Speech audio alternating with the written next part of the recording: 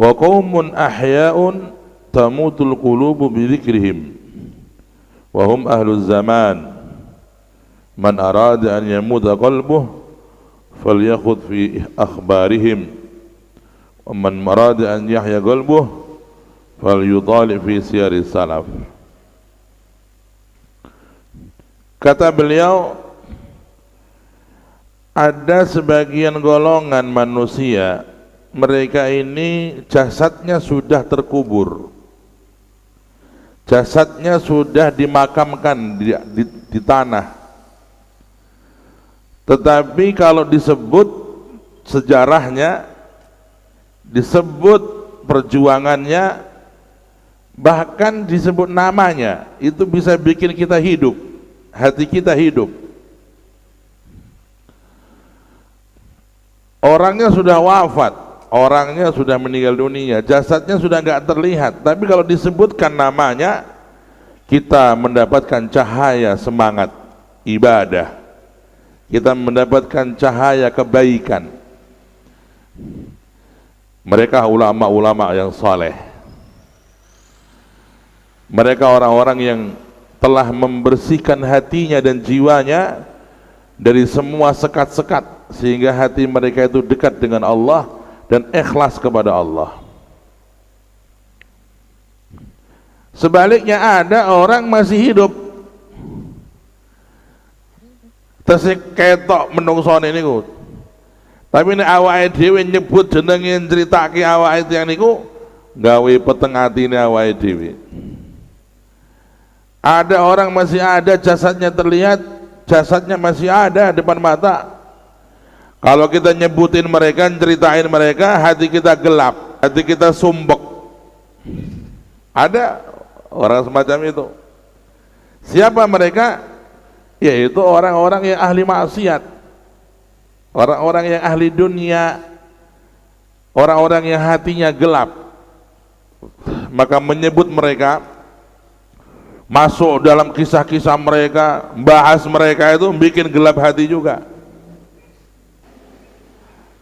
Nah, barang siapa yang kepingin hatinya hidup, kepingin hatinya mendapatkan cahaya, maka banyak-banyaklah menyebut, menceritakan orang-orang yang tadi, yang kalau disebut namanya bikin kita semangat ibadah. Kalau diceritakan kisah-kisah mereka menggugah kita untuk taubat kepada Allah. Kalau dikisahkan kepada Allah, menceritakan orang-orang saleh dalam Al-Quran, namanya ada Dzulqarnain, ini orang soleh dari kalangan pejabat. Mau jadi pejabat yang soleh, itu baca tuh kisahnya Dzulqarnain. Wa yas'alunaka 'an dzil qarnaini qul sa'atlu 'alaikum minhu dzikra, di surat Al-Kahfi. Allah ceritakan orang-orang yang saleh di Al-Quran. Petani, ada petani yang soleh diceritakan dalam Al-Quran. Wadrib lahum mathalar rajulaini ja'alna li ahadihima jannataini min a'nabin ila akhir ayah. Allah ceritakan tentang orang saleh dalam Al-Quran, perempuan salihah, perempuan yang baik, bukan nabi, orang saleh, perempuan salihah, Siti Maryam. Bahkan di Al-Quran tuh nggak ada nyebut nama perempuan kecuali Siti Maryam. Satu-satunya perempuan di dunia yang disebut namanya secara sharih oleh Al-Quran hanya Siti Maryam radhiyallahu anha wa alaihi salam. Nggak ada yang lain. Ini sebuah khususiyah, sebuah keistimewaan yang dahsyat. Istri-istri Nabi Muhammad, Allahumma sholli ala Muhammad, itu nggak disebut namanya dalam Al-Quran, hanya disebut secara global, wa azwajuhu, dan istri-istri Nabi.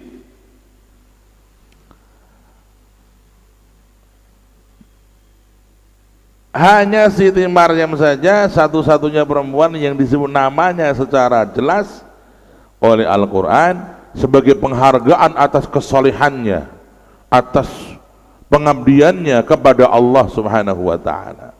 Wadhkur fil kitabi Maryam. Ayat yang lain apa? Wa idz qala wa idz qala wa idz qala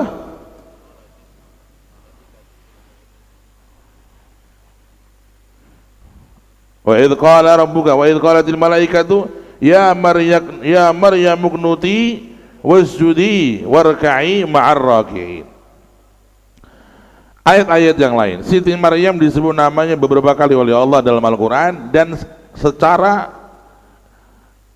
jelas ini orang-orang salihah ini dikisahkan dalam Al-Quran ya. Allah ceritakan juga Nabi yang dipersengketakan tentang kenabiannya. Ada yang bilang Nabi, ada yang bilang orang saleh, yaitu hamba Allah yang namanya Khidir alaihi salam. Ada golongan bilang beliau ini Nabi, ada yang bilang golongan yang lain bilang beliau bukan Nabi tapi orang saleh. Abdan min ibadina atainahu rahmatan min indina wa 'allamnahu min ladunna ilma.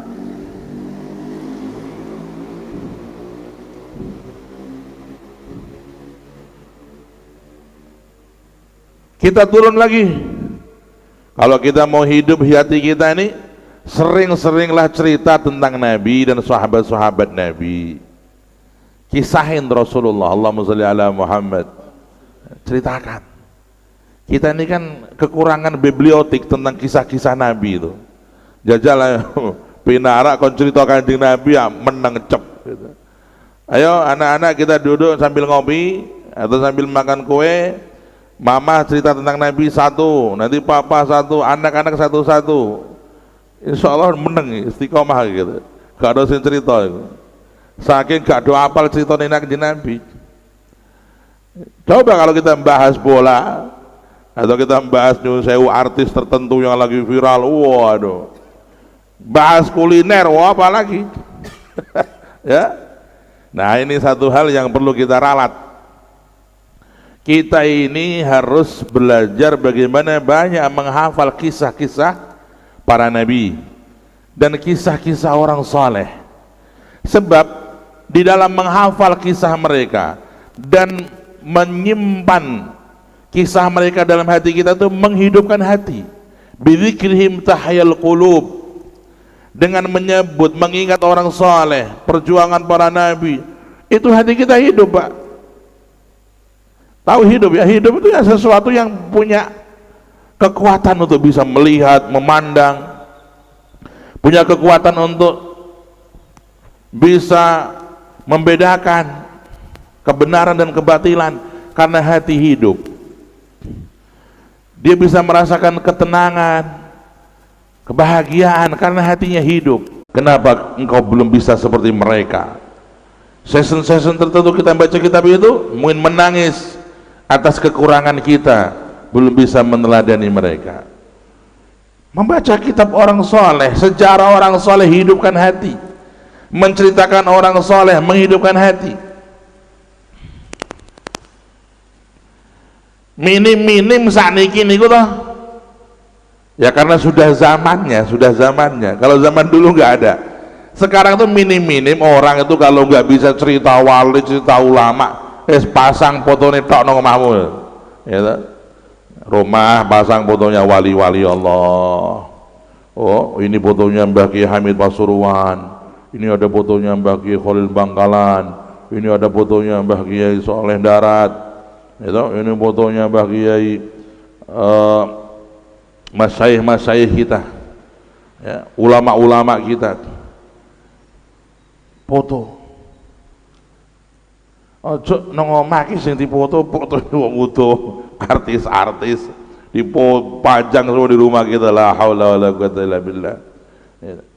Jadi ada segolongan manusia jasadnya sudah mati, jasadnya sudah dikubur, nggak kelihatan di depan mata, tapi kalau diceritakan, dikisahkan, disebutkan namanya, hati kita hidup, hati kita senang, hati kita dapat inspirasi, hati kita dapat motivasi. Karena itulah Al-Quran banyak cerita-cerita, banyak kisah-kisah. Ada sebagian orang sebaliknya, masih hidup kelihatan, mungkin tetangga kita, mungkin tiap hari ketemu kita, ya, wah, nak wis bahasa iki rasane ati kesel pokoknya. Kok cerita ndelok tok sumpek lho, ono apa ngono iki, Pak? Ono wong sampean ndelok sampean langsung sumpek. Astagfirullahaladzim. Lho, wonten sing ngoten niku. Kenapa? Karena orang-orang itu orang-orang yang jauh dari Allah. Orang-orang itu orang yang mabuk dunia sehingga mereka hatinya mati. Ketika hatinya mati, kita lihat, kita kesetrum tentang energi kematiannya itu. Sebagaimana orang yang hatinya hidup, kalau kita dekat dengan dia, kita mendapat energi kehidupannya.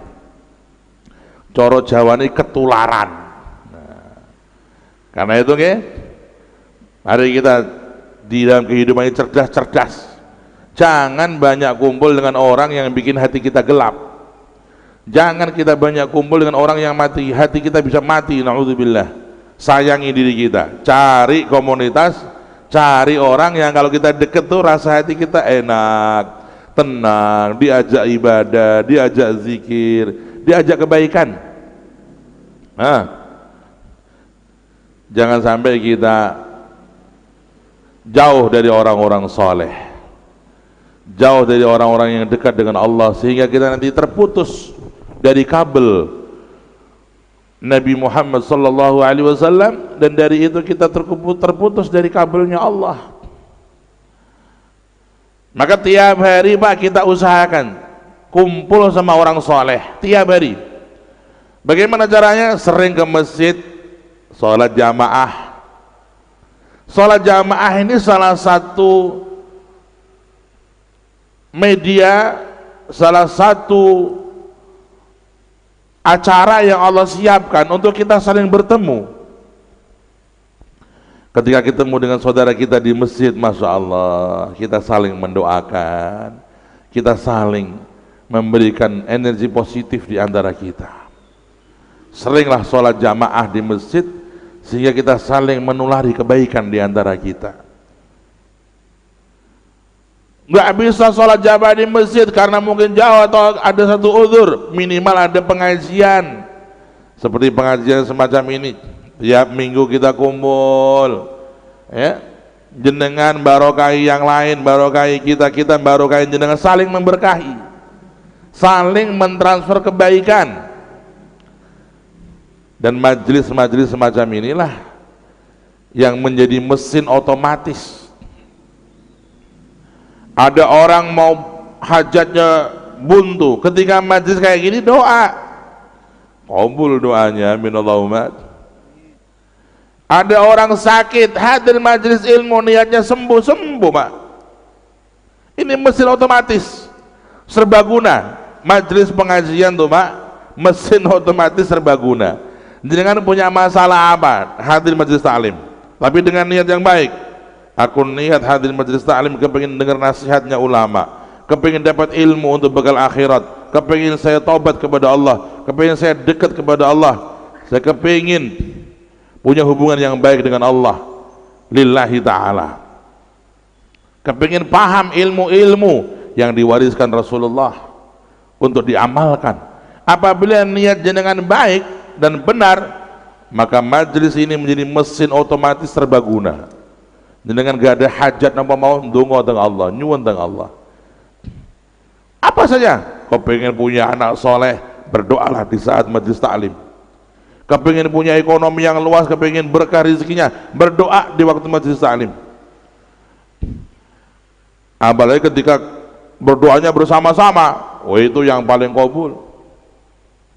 Ada yang sakit, ada yang punya masalah, ada yang punya problematika di kantor, di rumah tangga, oh sudah beres.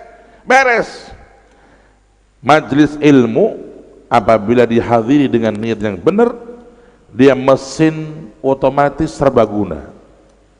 Yakini itu. Ini termasuk warisan agung dari Kanjeng Nabi sallallahu alaihi wasallam untuk umatnya. Shallu ala Nabi Muhammad.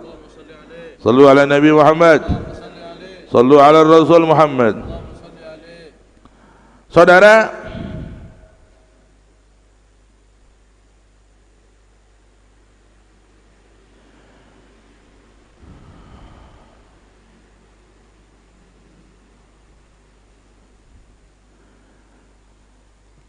kemudian beliau tadi berkata, ahlu tamkini yaqa'u lahum imtihan fi awal amr, thumma yumakkanun kama kana al-anbiya alaihi wassalam awal amrihim. Unzur ila qouli ta'ala fi surat Yusuf wa kadzalika makanna li Yusuf ba'da dzikr imtihan. Allah Subhanahu wa taala di dalam hikmah-hikmahnya, di dalam sifat keabsolutannya, mendekatkan hambanya kepada dia itu dengan cara-cara beda, Pak. Allah punya sifat absolut, mutlak. Apa yang Allah mau terjadi, hambanya nggak bisa ngapa-ngapain. Nek cara wong Jawa iki trimo ing pandum, wis maneng. Trimo ing pandum. Memang dianjurkan berdoa, memang dianjurkan berusaha mengikuti tata cara syariatnya, tapi pada hakikatnya nanti yang terjadi adalah keputusan dan takdirnya Allah. Allah memilih fulan dijadikan kekasihnya, ya terserah Allah. Allah mau kok. Tapi ada orang lain oleh Allah dicampakkan, dijadikan orang yang musuhnya Allah. Na'udzubillah min dzalik. Lumpen nuso niku musuh teng Allah. Janjane niku nggih ajari takdir Allah. Allah memilih dia menjadi musuhnya Allah. Na'udzubillah. Walaupun sebelum dia mengetahui takdirnya Allah sebagai musuh Allah, dia sudah punya rasa dan hak memilih. Aku kepengin dadi wong apik apa dadi wong elek ya, wis ana pilihan niku. Aku ki cedhak masjid, kepengin dadi bolone Gusti Allah apa bolone setan, iki milih niku. Ada pilihan, dia punya pilihan. Kalau dia memilih jadi orang yang dekat ke masjid, dekat sama orang soleh, ya, makmurkan masjid, berarti dia berbuat sesuai yang ditakdirkan oleh Allah di alam azal. Dia orang yang baik, dekat dengan masjid, dekat dengan kebaikan. Atau sebaliknya, dia memilih untuk jauh dari kebaikan, tonggo masjid, orang tau nang masjid. Wonten apa mboten? Jawab, wonten apa mboten? Wonten. Wong gak teko. Tonggo masjid, orang tau nang masjid. Ini orang-orang yang dicampakkan oleh Allah. Ya, wong Kanjeng Nabi mun dawuh, la salata li jaril masjid illa fil masjid. La salata ora sampurna li jaril masjid, salate wong tangga masjid kejaba nang masjid. Tangga niku pinten? Jarake kali masjid 40 rumah. Sampai nek 40 rumah sampai saka masjid, sampai tanggane masjid, Pak. Salat teng masjid jenengan. Nek mboten salat jenengan niku salat sing cacat. Termasuk masjid nggih langgar, musala niku hukume padha. Nah, kadang-kadang awake dhewe niki nek mikir-mikir niku jumlah langgar lan masjid ngungkuli wong sing salat. Apa langgar ndase begitu. Saking langgar, lan masjid kuwatah. Kadang-kadang salat niku kosong teng masjid teng langgar niku. Nah, maka ini sebuah pesan penting. Kalau Anda dipilih menjadi tetangga masjid, jadilah orang yang memilih menjadi tetangga Allah yang baik. Salatlah di masjid. Boten saged gangsal waktu nggih minimal maghrib isya subuh. Jangan sampai kita ini bertetangga dengan Allah dan kita cuek dengan Allah. Nanti kalau Allah cuekin kita, kita yang rugi selamanya. Na'udzubillah min dzalik. Kalau Allah kita cuekin gak akan rugi apa-apa. Allah maha mutlak, maha absolut, jenengan cuekin gak kurang apa-apa Allah. Lu sak Indonesia sak dunya iki orang sing nyembah Allah, Allah ndak kurang mulia.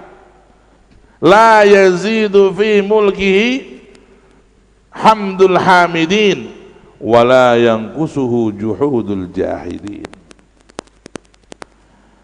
Ketaatan manusia itu enggak nambah mulia Allah, dan kemaksiatan manusia enggak ngurangin kemuliaan Allah. Tetapi ketika orang bermaksiat, dia yang rugi sendiri. Ketika dia taat, dia yang mendapatkan pahala dan keberuntungannya untuk dirinya sendiri. In ahsantum ahsantum li anfusikum wa in asa'tum falaha.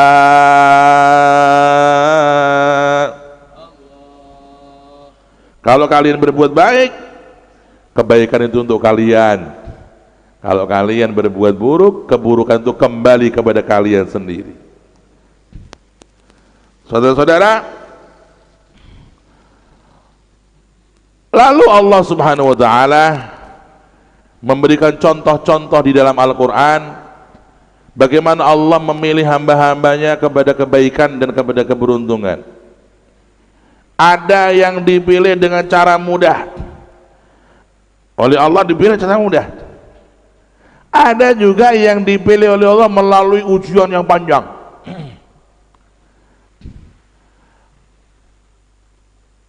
Ada nabi lahir sudah sebagai anak nabi, hidupnya langsung enak dalam lingkungan keluarga kenabian, dan dia dipilih menjadi nabi.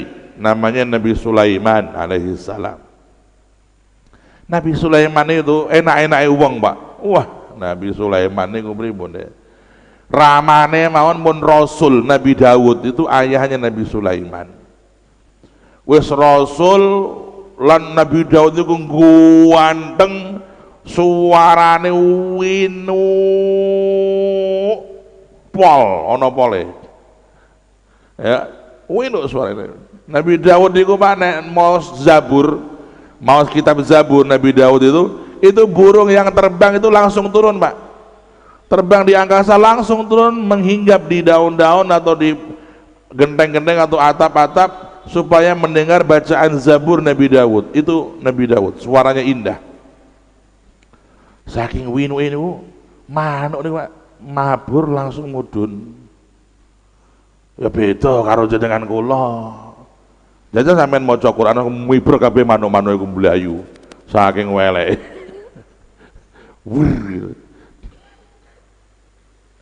Nabi Daud alaihissalam Rasul, dan beliau itu diberi oleh Allah kerajaan. Nabi Daud Rasul, raja, dan juga diberi ilmu, diberi hikmah. Wa qatala Dawud Jaluta wa atahu Allahu al-mulka wal hikmata wa 'allamahu mimma yasha'. Fahazamuhum biiznillah wa qatala Dawud Jaluta. Nabi Daud berhasil membunuh Jalut. Jalut niku raja sing zalim zaman riyin. Ana raja Jalut niku zalim, raja yang bengis, yang semena-mena. Perang kali Talut. Talut niku raja sing apik. Talut, aja salah lho ya. Ngei anak jeneng Jalut. Waduh. Ngaji gak krungokno iki keturunan iki. Nek ngei jeneng anak ampun Jalut. Talut iku raja sing apik niku Talut. Jalut raja sing elek. Nabi Daud ikut perang melawan Jalut, mengikut rombongannya Talut. Ternyata yang berhasil membunuh Jalut malah Nabi Daud. Padahal dia pasukan paling kecil, dia itu di pasukan tuh. Wa qatala Dawud Jaluta. Lalu Allah mengatakan, wa atahu Allahul mulka. Allah memberikan kepada Nabi Daud kerajaan. Al-mulka wal hikmah, diberi oleh Allah ilmu hikmah. Apa hikmah? Yani as-sadrul wasi' wal hikmah, hati yang luas dan kebijaksanaan. Nabi Daud itu sebagai rasul, sebagai raja, dan sangat bijak. Nabi Daud hakim. Wa 'allamahu mimma yasha, dan ilmu-ilmu yang lain. Allahu akbar. Nabi Sulaiman lahir dari Nabi Daud, dan Nabi Daud semacam itu kondisinya. Dan Nabi Sulaiman ini buat repot-repot, cek umur cilik ini pun mewarisi ayahnya. Apa yang diberikan kepada Nabi Daud, Nabi Sulaiman dapat ilmu. Ayahnya alim, Nabi Daud itu alim, berilmu tinggi, Nabi Sulaiman dapat. Nabi Daud itu raja, Nabi Sulaiman dapat raja juga.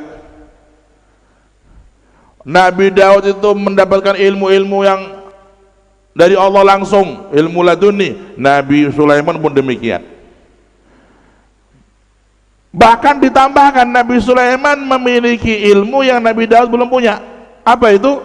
Nabi Sulaiman bisa memiliki tentara dari bangsa jin, bangsa burung, dan bisa berkomunikasi dengan hewan-hewan itu dengan baik. Bahkan bisa menundukkan angin.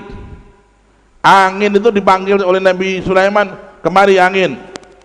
Labbaik wahai Nabi Sulaiman, antarkan aku ke India. Langsung oleh angin diantar ke India, sampai ke India. Nggak pakai beli tiket, antri dulu, wah repot, kelamaan tuh. Apalagi musim liburan, mahal tiket. Nabi Sulaiman orang yang dipilih oleh Allah dengan cara yang mudah, nggak pakai repot. Namanya ahlul fadl. Allah ingin menambahkan bahwa aku bisa memilih hambaku dengan cara yang mudah.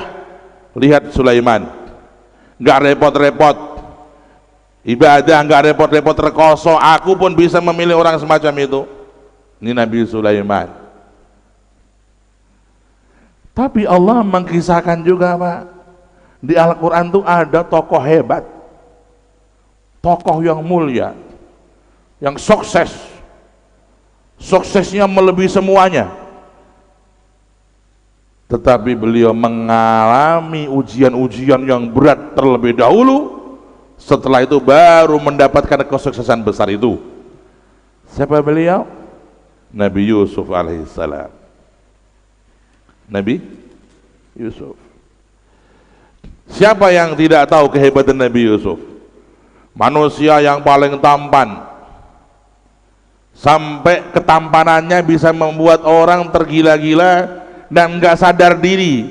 Ketika para wanita istri-istri pembesar Mesir mengiris-ngiris jari mereka dan sampai berlumuran darah, mereka saking tercengang dengan ketampanan Nabi Yusuf, mereka berkata, ma hadza basyara in hadza illa malakun karim. Ya gitu tuh, menungso lagi malaikat iki. Loh, ini yang cerita Al-Qur'an loh, Pak. Anda harus percaya itu. Kok ono wong gandange ngono iku sampai wong do ngiri drijine sampai geten kok gak sadar niku. Allah mampu memberikan kemuliaan dan keunggulan kepada Nabi Yusuf, ketampanan. Lalu Nabi Yusuf diberi oleh Allah kenabian dan kerasulan. Lalu diberi oleh Allah ilmu ta'wil. Lalu diberi oleh Allah kebesaran. Beliau bukan raja, tapi di atas raja. Kalau bahasa kita itu adalah begawan. Jadi rojo Mesir niku tunduk total teng Nabi Yusuf. Nabi Yusuf bukan raja, tapi beliau ditakuti raja. Tidak pernah raja memutuskan sesuatu kecuali setelah mendapat ridho dan arahan dari Nabi Yusuf alaihissalam. Tapi orang harus sadar, Nabi Yusuf ini mendapatkan sehebat ini melalui ujian yang panjang. Makanya dikatakan ada orang itu mendapatkan derajat yang tinggi dengan mudah. Ahlul fadl, tempat penampakan Allah memberikan anugerah.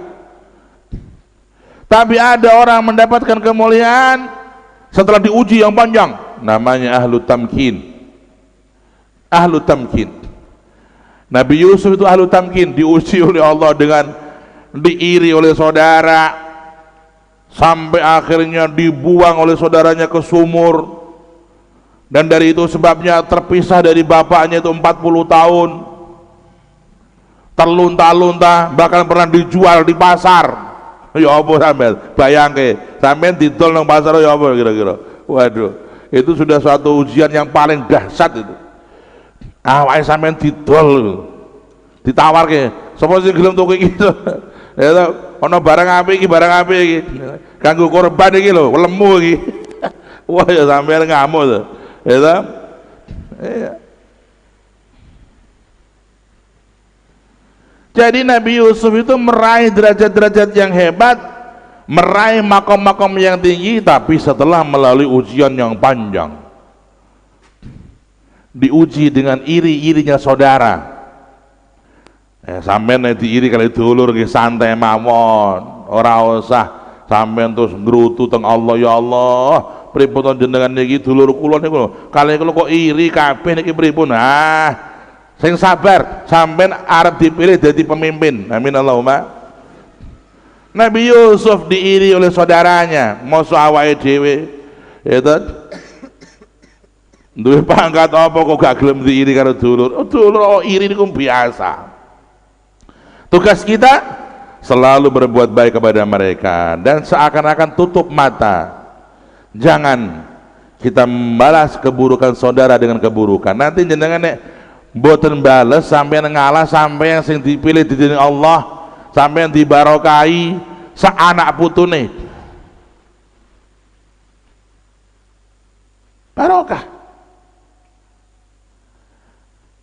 Dari 12 saudara Nabi Yusuf alaihissalam, itu yang paling barokah siapa? Ya Nabi Yusuf.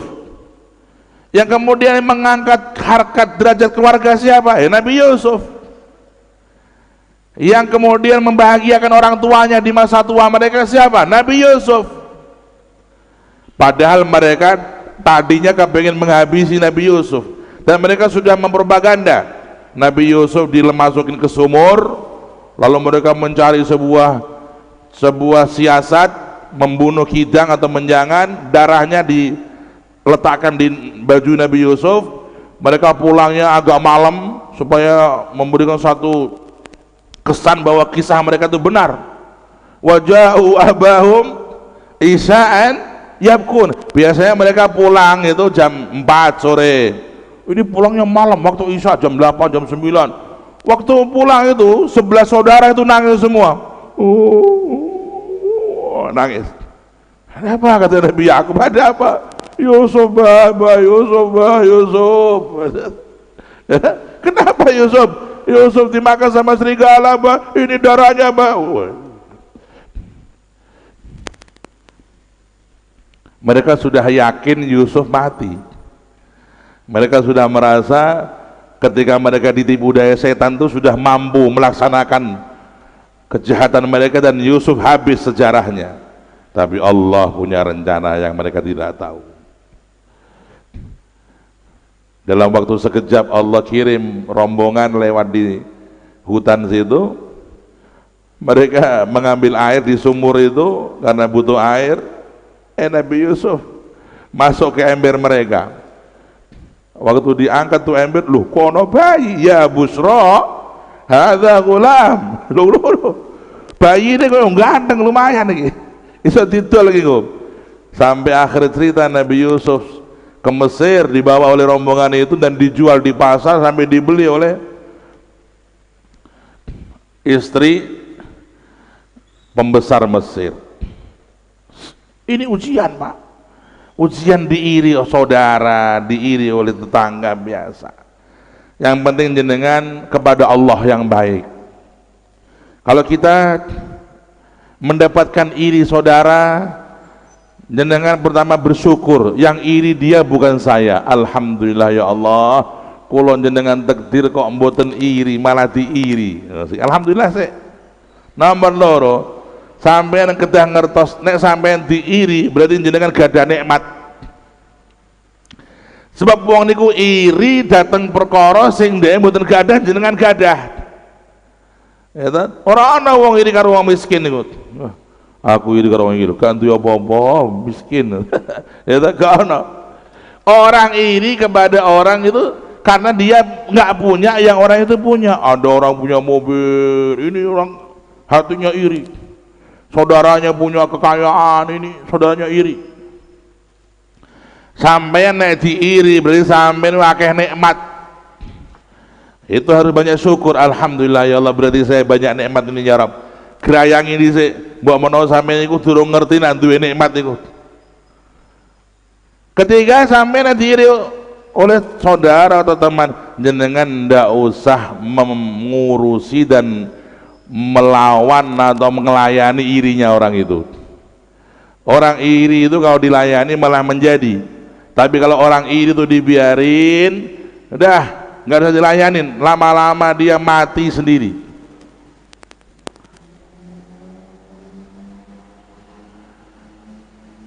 Dan balaslah irinya saudara, apalagi itu dengan kebaikan-kebaikan kita.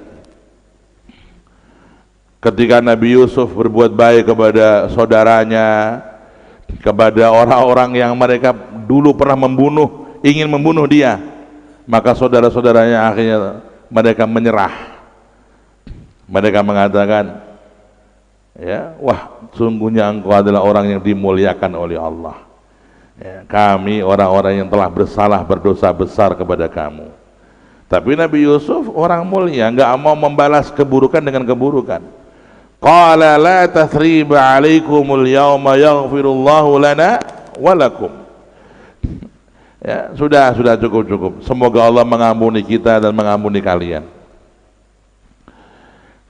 Orang-orang yang diiri ini, tugasnya adalah tadi, bagaimana dia berusaha membalas keburukan dengan kebaikan.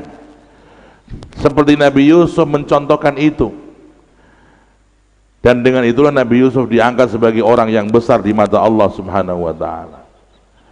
Lalu kalau ada orang iri kepada kita, doakan orang itu mendapat hidayah, mendapatkan nikmat seperti kita.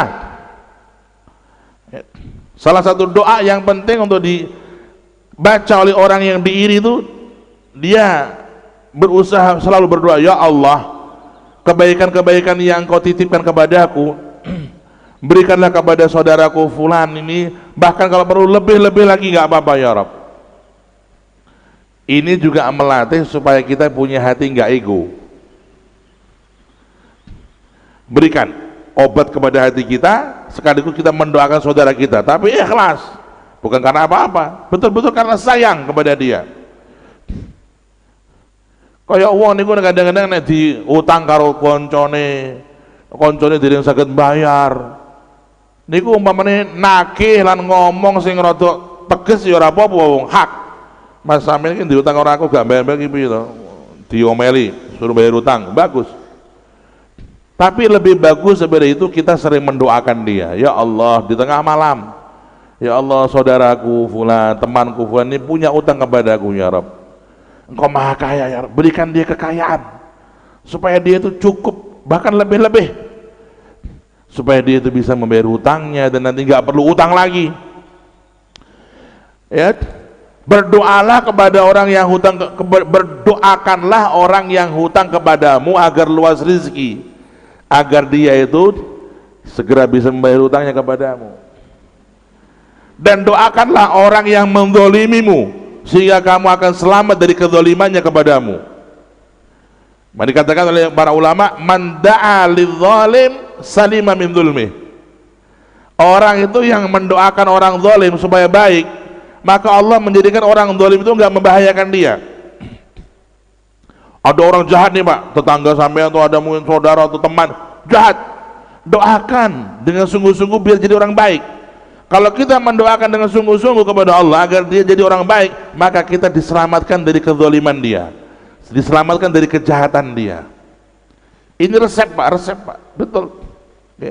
Kalau ngelakoni ini dongo, anggur ono wong sing kadang-kadang kalau dongake, masya Allah, Allah jauhkan, dapat hidayah atau dia dijauhkan oleh Allah.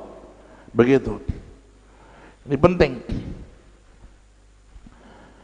Ma'asyiral muslimin al-hadirin, ya, Jadi Nabi Allah Yusuf dipilih oleh Allah menjadi kekasih, menjadi rasul, menjadi nabi, menjadi orang yang dititipin oleh Allah berbagai anugerah, tapi melalui proses ujian yang panjang.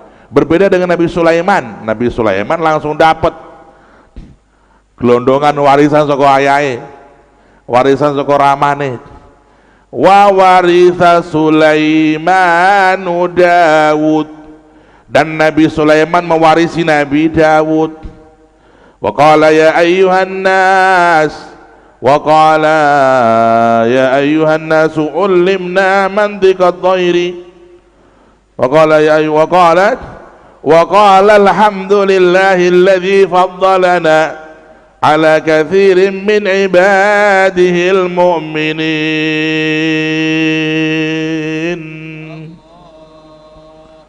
Nabi Sulaiman dapat gelondongan warisan saka bapak ramane. Nabi Daud nabi, Nabi Sulaiman nabi, Nabi Daud rasul, Nabi Sulaiman rasul. Nabi Daud raja, Nabi Sulaiman raja. Nabi Daud suaranya bagus, Nabi Sulaiman suaranya warisan. Bahkan Nabi Sulaiman mendapat tambahan lebih-lebih daripada ayahnya. Nabi Yusuf beda, Pak, mendapat makom, derajat, mendapatkan kehebatan di sisi Allah sebagai rasul, sebagai nabi, sebagai orang-orang yang dahsyat anugerahnya Allah kepadanya, tapi melalui ujian yang panjang. Coba ujian Nabi Yusuf, ya, diiri sama saudara dialami, pisah sama orang tua dialami. Masya Allah, berapa tahun? 40 tahun, bahkan dalam sebagian tafsir 80 tahun. Ba'dul mufassirin pisahnya Nabi Yusuf dengan Nabi Yakub 80 tahun, 80 tahun. Tapi yang masyhur di kalangan orang-orang awam tuh 40 tahun. Kalau cek tentang kitab-kitab tafsir itu sama ninsanah. Iftahu fi Tafsir Ibnu Katsir, Tafsir At-Tabari, 80 tahun, Pak. Ya ana apa niku? Pisah dari orang tua 80 tahun. Dan Nabi Yusuf alaihissalam diuji oleh Allah dengan ujian yang paling berat terakhirnya. Apa itu ujian paling berat? Ujian fitnah tentang perempuan. Ini ujian, Pak. Kanggone wong sing kepengen selamat, kepengen jadi kekasih Allah, ujian yang paling berat adalah ujian syahwat yang berhubungan dengan lawan jenis. Ya kalau perempuan ujiannya laki-laki, kalau laki-laki ujiannya perempuan. Dan disinilah banyaknya orang berjatuhan. Ya, maka Rasul sallallahu alaihi wasallam bersabda, Allahumma shalli ala Muhammad, ma li syaitan hablun ala salihin asad minan nisa. Setan, kata Nabi Muhammad, Allahumma shalli ala Muhammad, setan tidak punya tali senjata untuk mengalahkan orang soleh. Orang soleh pada sing gak soleh gak diurus. Ini kelasnya orang soleh nih. Setan tidak punya tali senjata untuk mengalahkan orang soleh melebihi perempuan. Perempuan, Pak. Sing soleh nih, sing soleh. Iki rodok soleh iki hari-hari gitu. Do mondok, do ngaji, wah iki. Setan-setan gede gitu. Wah ya, buka HP itu udah fitnah tuh. Hati-hati.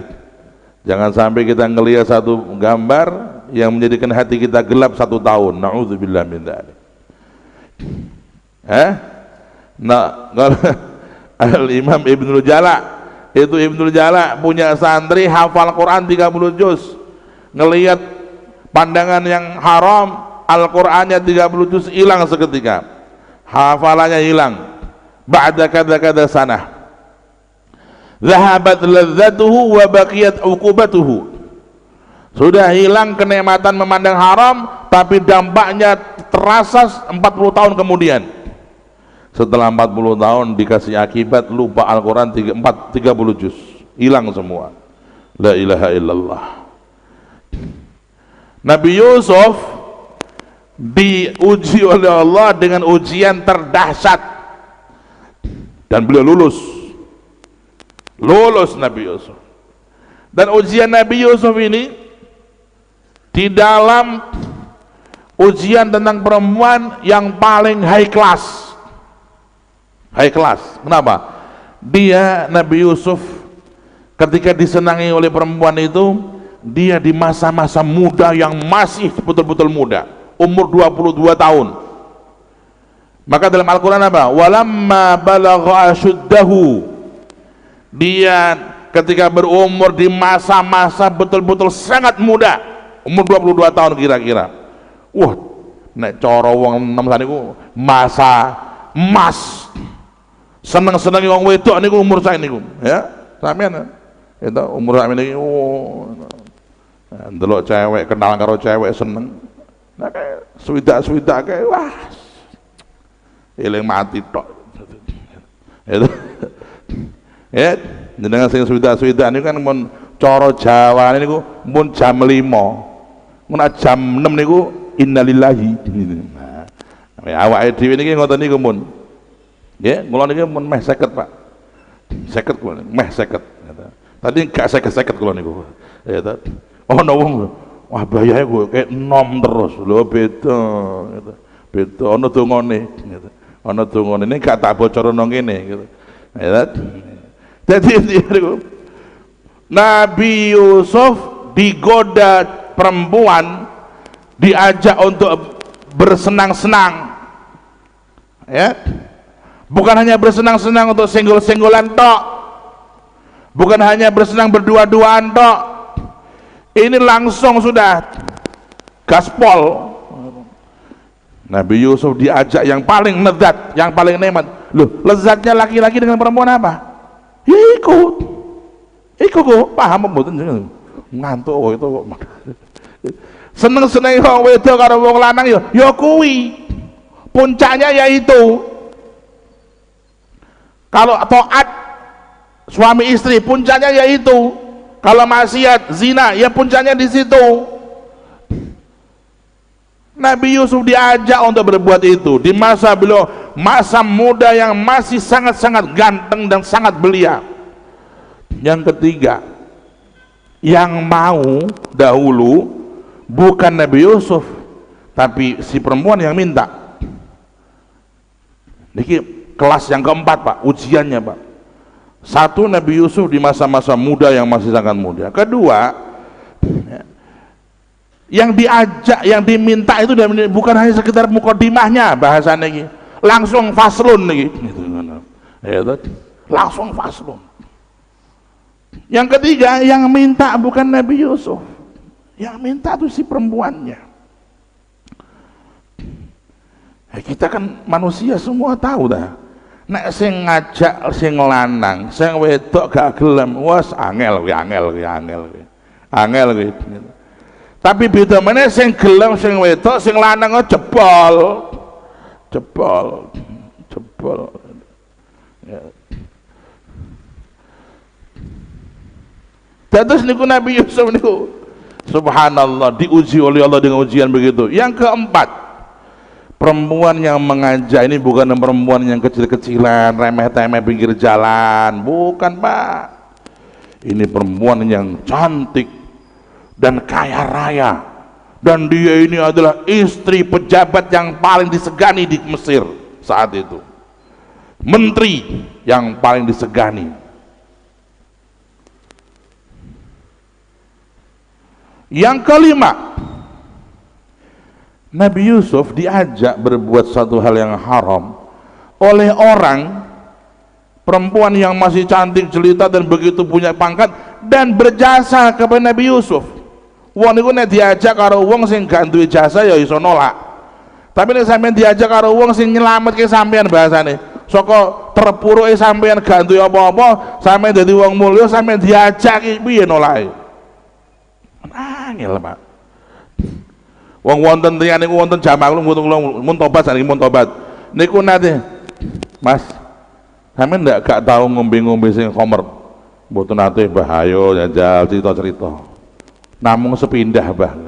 Lho kok iso ngono, Pak? Kula niku diajak kali bos kula, Mbah. Bos kula niku wah nulungi kula ngeten-ngeten, kula niku mboten ada kerjaan, kula dadi supir sana niku dadi bagian marketing, wah jasane gede. Kula diken ngunjuk sithik mawon kula niku nolak kok mboten tega. Nggih kula unjuk. Lah ngono nggih. Nggih asale nggih darurat. Asale darurat. Ya ta. Ora iso nolak. Ya ta. Tapi jangan mun tobat, mun tobat kula mun sepindah niku mawon. Ya sampai orang itu diajak atau diminta oleh orang yang berjasa kepada dia, gimana mau nolak? Yang mengajar Nabi Yusuf itu adalah perempuan yang berjasa tiap hari. Apa yang dibutuhkan Nabi Yusuf diurusin oleh perempuan tadi melalui dayang-dayang istana dan cantrik-cantrik istana. Jadikan Yusuf ini orang yang terjamin hidupnya di istana ini. Nabi Yusuf bisa menolak, Pak. Masih sangat muda. Apa lagi? Perempuannya sangat mulia, yang mau dahulu perempuannya, dan perempuan bukan sembarangan, perempuan yang punya jabatan pangkat. Dan yang kelima, perempuannya ini sudah menyiapkan apa? Sistem contingency plan. Ketika Siti Zulaikha alaiha ridwanullah, beliau sudah jadi perempuan salihah setelah taubat. Ini masa waktu masa beliau belum salihah. Waktu itu Siti Zulaikha itu sudah punya rencana dan sudah punya penyelamatan sampai 7 pintu, Pak. 7 pintu, bukan 1 pintu. 1 dikasih penjaga, jangan ada orang yang masuk ke ruangan ini. Oke. Pintu kedua, jangan ada orang yang berani masuk ke pintu ini. Oke, sampai 7 pintu. Setelah 7 pintu baru kamarnya Zulaikha, yang di situ dia memanggil Yusuf alaihissalam.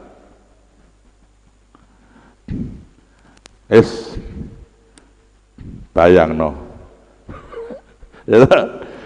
Aman total pokoknya, ora ono sing dipedeni ora ono. 7 pintu, Pak. Ya. Nek sak niki ape wong niku ape nglakoni apa-apa kan wedi. Tangga krungu. Ya to dulure krungu, waduh repot. Ini 7 pintu, Pak. Secara logika kalau Nabi Yusuf mau aman, enggak ada yang bisa menakut-nakuti Yusuf. 7 pintu penjagaan. Yang keberapa?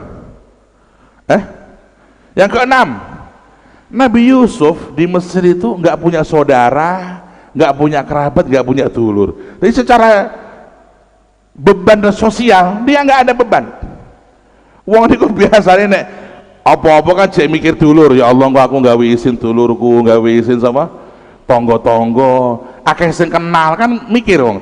Nabi Yusuf di sana nggak ada yang kenal. Beliau tuh aslinya asli dari kampung Kanaan ke Mesir itu sebagai dijual awalnya. Cara wong niku ape nglakoni sing elek niku bebannya kecil. Nomor 7 gitu, sampai 11 engko ya. Nomor 7, Nabi Yusuf alaihissalam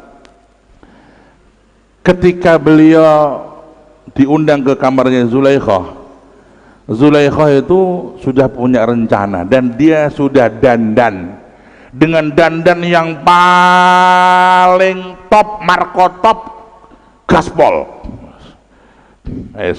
Iseng tua-tua ben do melekneh gitu. Nek cerita ngene iki kok rada piye gitu lho. Wah, iling zaman dhisik deh. Itu sudah bersolek, sudah dengan segala aroma wanginya dan dengan pakaian-pakaian yang sangat-sangat minim yang betul-betul menarik bagi seorang laki-laki. Ya napa sampeyan, ya napa. Kok kita wis gak tau ndelok iki. Ya ta, mbok wedok niku nggih, nggih. Mbok wedok mboten mriki nggih andinge kono anding, nggih. Perempuan itu ya hendaknya di rumah bersolek yang baik untuk suaminya. Jangan perempuan di rumah, masya Allah, esok mampu terasi, awan mambu degan gitu karo gorengan bengi mambu macam-macam itu makanan. Jangan perempuan, ya perempuan walaupun sudah tua, walaupun sudah umur, perempuan itu hendaknya wangi selalu ketika bersama suaminya, selalu tampil menarik ketika bersama suaminya. Jangan sampai, mohon maaf, laki-laki kita, suami kita tuh ibu-ibu, ketika di rumah nggak nyaman karena kita orang yang seleder gitu. Padahal di luar perempuan-perempuan beraroma dengan segala hal yang menarik bagi laki-laki. Apalagi wong lanang ki gak duwe unlimited ya, muruk terus ya wong lanang nih loh. Ya, nah perempuan itu kan ada masa-masa di mana sudah nggak mikir begitu. Wong lanang umur 80 yo iso ngadeg wong itu. Ya itu ngadeg gitu. Hati-hati gitu. Nah, Nabi Allah Yusuf ya diuji oleh Allah dengan ujian-ujian yang luar biasa. Kesempatan emas dibuka untuk syahwatnya, tapi Allahu Akbar, Nabi Yusuf bisa menolak itu dengan selamat. Qala ma'adallah innahu rabbi ahsana mathwaya. Dia nolak, Pak, nggak mau diajak berbuat maksiat oleh Zulaikha, dirayu, dibujuk, nggak mau, macam-macam jurus nggak bisa, ya. Sampai endingnya Zulaikha semakin marah, semakin emosi, sampai akhirnya Nabi Yusuf melihat ada situasi gawat, dia akan lari. Sebenarnya ketika Nabi Yusuf akan lari, dia sudah tahu bahwa dia itu nggak bisa keluar, karena dia sadar, saya ini berada di sebuah ruangan yang sudah dilapisi 7 pintu. Lah kok dia lari kenapa? Ya bentuk dari rasa takutnya kepada Allah. Rasa takutnya kepada Allah membuat dia lupa bahwa pintu ini terjaga sampai 7 pintu. Sementara rasa keinginan Zulaikha membuat dia lupa juga, sampai dia akhirnya menarik baju Yusuf dan robek dari belakang. Sampai akhirnya terjadi bahwasanya suami dari Zulaikha datang dan melihat itu semua. Bagaimana kok bisa selamat Nabi Yusuf? Nabi Yusuf selamat karena di hatinya ada iman. Ada iman. Merasa Allah memandangnya dan dia takut membuat kecewa Allah. Ini iman, Pak, yang harus kita minta kepada Allah. Ya Allah, karuniakan aku iman yang bisa menjadikan aku menjauhi dosa, ya Allah. Itu minta iman. Karuniakan aku rasa takut kepadamu yang membuat aku nggak mau berbuat dosa. Minta sama Allah, Pak. Karena iman yang paling tinggi di situ, Pak. Orang itu banyak ibadah, bagus, banyak sholat, banyak ke masjid, banyak bagus. Tapi kalau menjadi kekasih Allah nggak cukup begitu. Orang menjadi kekasih Allah harus punya standar paling tinggi. Apa itu? Bisa menjauhi maksiat. Itu kekasihnya Allah. Ya, orang Muslim, mukmin, orang ahli ibadah itu bagus.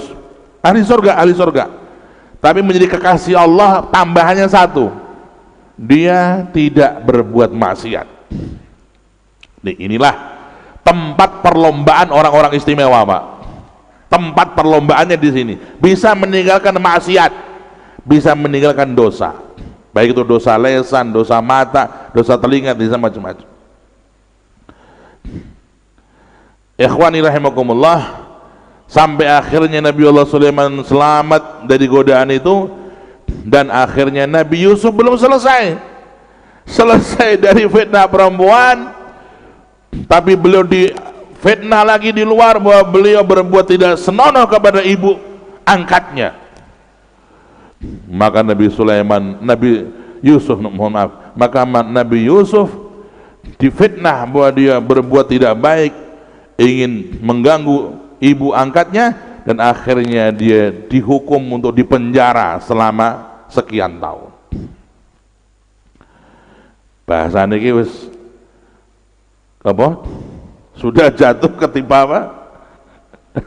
Jadi wis iki kefitnah masalah perempuan mempertahankan imannya dengan berat, di luar disangkakan dia itu mengganggu ibu tirinya dan akhirnya dipenjara dan disebarkan ke seluruh negeri bahwa Yusuf orang yang hina, yang bahaya, yang dia mengganggu istri orang. Ujian yang paling berat diterima oleh Nabi Yusuf, tapi dia menjalani semua dengan ridha. Dia tahu semua terjadi karena Allah yang mau. Semua ini akan membawa kepada kesuksesan besar. Nabi Allah Yusuf sadar itu, karena dia sudah dapat ilmu dari ayahnya Nabi Yakub.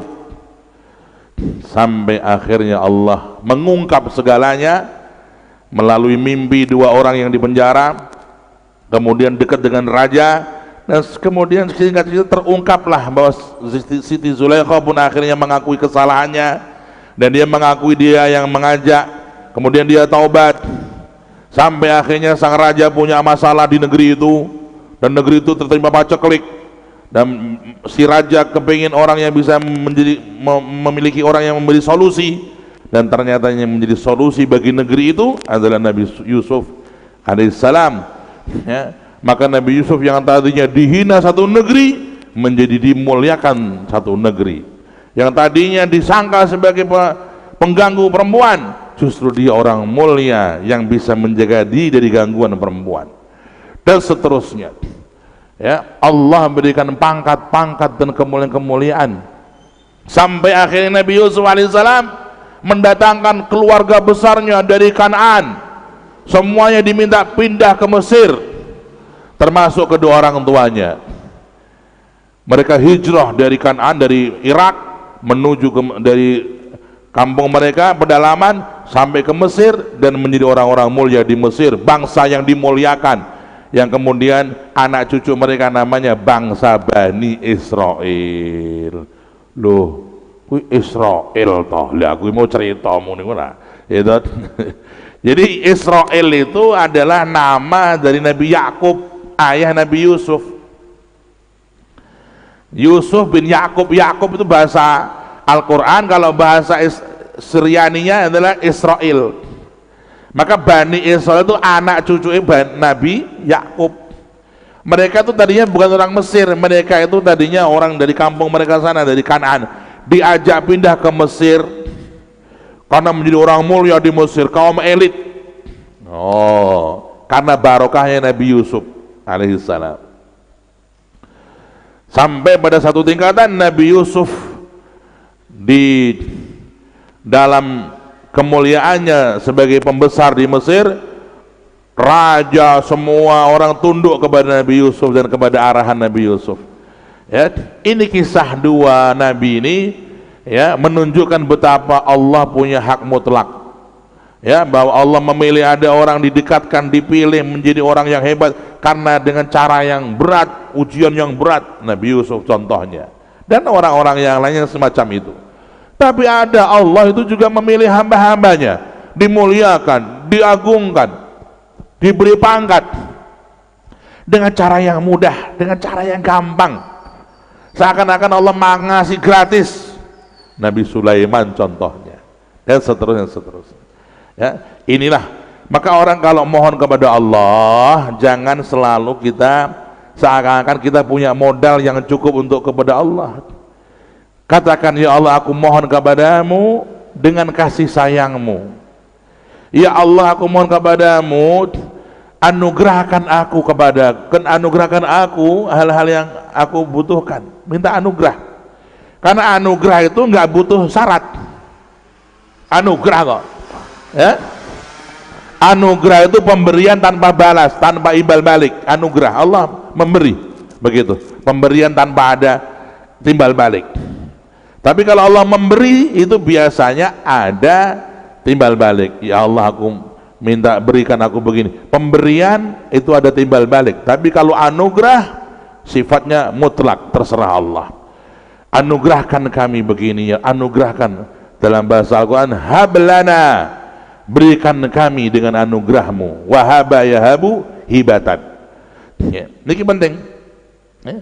Dan ini semua menjadikan kepada kita tambahan ilmu bahwa kita kepada Allah, muamalah kita jangan suka juga kita itu begini, Allahumma ja'alna minas sabirin, ya Allah jadikanlah aku orang yang ahli sabar ya Allah.